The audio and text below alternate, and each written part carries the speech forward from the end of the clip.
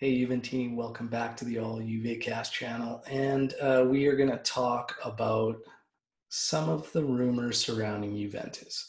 Talk about Sami Khedira, Douglas Costa, Paulo Dybala, as well as the rumored two final moves for Juventus in the transfer market. Okay, let's kick off with Sami Khedira.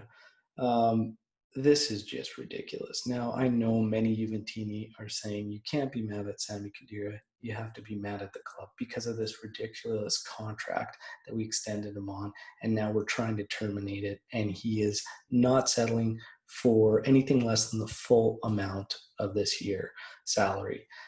This is a joke, okay? I had to put my man Mario's jersey up behind me because we pushed this guy to the side completely, cut off all ties, told him he couldn't even train with the club, and we're keeping this toilet, Sami Khedira, around the club, okay? I said throw him down to the U23s if he doesn't want to make any kind of negotiations on a lower payment to terminate the contract. Send him down to the U23s and say good riddance. He could sit there and rot. And then a Juventino corrected me on Twitter and said, you know what? He doesn't even deserve that to wear anything that has our badge on it. Just send him home and say, screw it.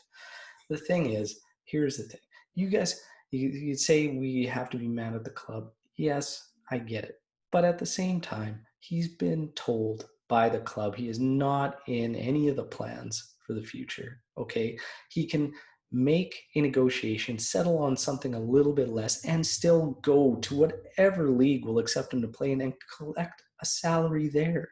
So he's still getting money from Juventus here. And the thing is, I can't take him seriously when he hasn't even held up his end of the contract because he's always unfit and injured. He is being an absolute dickhead. So people that are saying, no, you can't be mad at Sami Khedira, fuck that. I'm pissed at him. Get out of my club. Okay. Douglas Costa. Douglas Costa apparently is not accepting offers. And here's the thing. I get a little pissed off at Douglas Costa as well because, he's kind of doing a little bit of the same thing. The book is out on Douglas Costa. Okay. Everyone knows with his injury record, whatnot. And the fact of the matter is, he's just so goddamn inconsistent. So the thing is, him saying, oh, I want to be at a top club. I want to stay at a top club. I won't make a move to one of these smaller clubs. No, there ain't no big clubs calling. And if a big club came calling for Costa, you're damn right he would leave. He knows he's not going to get what he's getting at Juve somewhere else. The other thing is, he says he wants to fight for a spot on Juve. I find it hard to believe. I think he already knows that he's on the outs at Juve, and this is another move trying to stick it to the club. It's just speculation, but still, I can't take these guys seriously. A Juventino asked a great question and said, well, what's the difference in Paulo Dybala then refusing his moves? Why are these guys seen as villains and Dybala was praised for shutting down the transfers? Well, it's a completely different scenario here. Like I said, the book is out on these guys. Okay. Paulo Dybala, here's the big difference. He had the offers coming from clubs.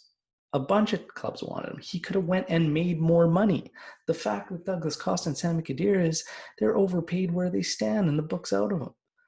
We like to roast Federico Bernardeschi. Okay. Federico Bernardeschi has 108 matches for Juventus with 10 goals, 15 assists.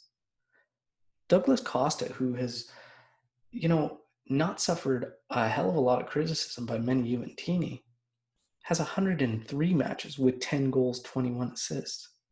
And everybody's just saying, well, it's just his injuries. It's not just his injuries. He's actually, if you look at the numbers, he's produced 5-6 more assists than Bernardeschi. And Bernardeschi gets roasted for his production and what he does. Okay? It's the flash that Costa gives that blinds a lot of people. He's not that good.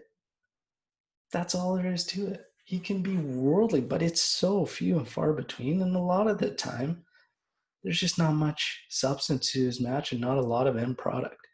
So, yeah, Dybala's 9-day. He had the offers. He could go places and make way more money. He didn't.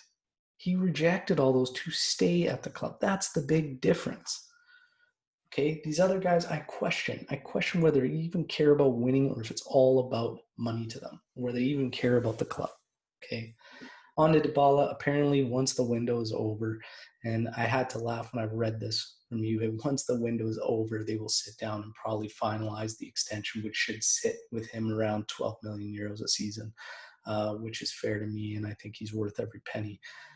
But I have to laugh that when the Mercado ends, because I still say if there were a club that were to throw an offer, and that's the reason why Juve didn't finalize, they would sell this kid. It's crazy. Now we get to the last two transfer rumors. Apparently, these are the two deals Juve wants to finish up with: Federico Chiesa coming in and Moise Kean. Moise Kean, I'm happy with. I think that would round off our forwards, give Morata even another position behind him. But Federico Chiesa, this one's a strange one to me, guys. I like Federico Chiesa. Those of you that listen to the podcast know I think very highly of him. However, I've always said his price tag is far too high. And this looks like it's going to be a loan deal with an obligation of 50 million euros to purchase. And it looks like he's probably coming in to be the right wing back in this setup. And that's why I just can't wrap my head around this. We have a project currently. We have a makeshift right wing back. There were other options, less expensive options, but we're really pushing for this one. It's crazy to me. It's really, really crazy to me. And we knew along that Paratici was really high on Chiesa and stuff like that. And this is another real weird scenario, because if Paratici is going to wrap up his tenure with Juventus in the next little bit, because it's rumored that he will be finished with Juve maybe even halfway through the season. Why are we making this move? It's just strange to me, but I still can't see any more incoming. How are they going to do it if we can't sell? And I absolutely don't see any sales being made, unfortunately, Juventini. But yeah, somehow, some way, apparently they're looking to make this happen. I want to hear your take. I'm happy with Kane coming back. I'm really, really sketched out by this Chiesa move, especially right wing back. I just can't see the defensive capabilities being there. We struggle with that with the guy we have playing there now. This just looks like we're spending money to be in the exact same scenario. I can't wrap my head around it. Juventini, I want to hear your thoughts and comments on all these guys we just talked about. Drop your comments, your thoughts in the comment section of the video, or reach out to me on Twitter at AllJuveCast, and we will talk as we prep for the Napoli match this weekend. Ciao, everybody.